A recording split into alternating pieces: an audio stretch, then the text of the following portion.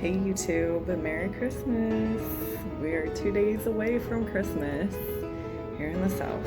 As you can see, I'm very festive today. I worked today and I was trying to be extra festive. We wear all black, but I did manage to wear, as you can see, well, maybe you can see, all red necklaces and jewelry, so I'm trying to be festive. But anyway, I have the next 2 days off. I'm excited about that, and I'm excited tonight to bring you the fourth in the series of the Arts and Letters, fourth letter. And it's post-dated, I want to say the 18th. I can't hardly see though because it's kind of messed up. I went ahead and took the liberty of pre-cutting it so you don't have to watch me struggle on camera. You know how I hate that. And here we go. So we have,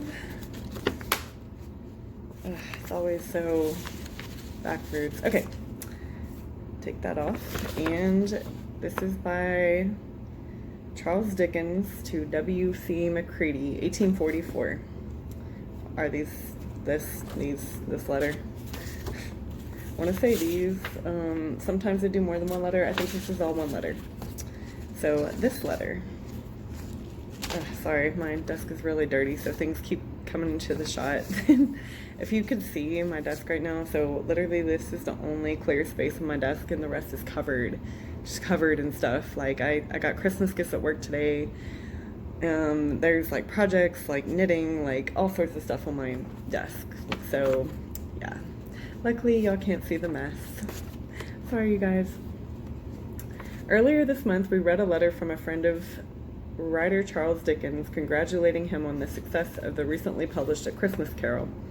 This week we hear from Dickens himself as he describes his activities over that same Christmas holiday.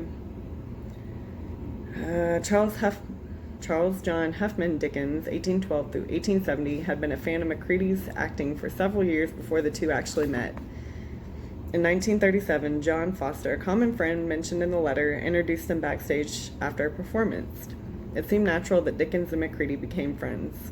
Dickens was a great fan of the theater and had considered becoming an actor himself. He was just becoming established as a successful writer when he met the actor. The two men and their families quickly became close, each man serving as godfather to one of the other's children. Dickens also dedicated his third novel to Mccready, The Life and Adventures of Nicholas Nickleby, partially basing the main character on Mccready. William Charles Mccready, 1793 through 1873, was born into a theater family in London. Growing up, he took part in school plays but didn't intend to follow in his father's footsteps. Financial difficulties kept him from attending university, so he stayed with the family, making his debut playing Romeo in 1810. Conflicts with his father resulted in Mccready leaving the family's theater company and going out on his own. So yeah, and it goes on to give a little more information about Mccready.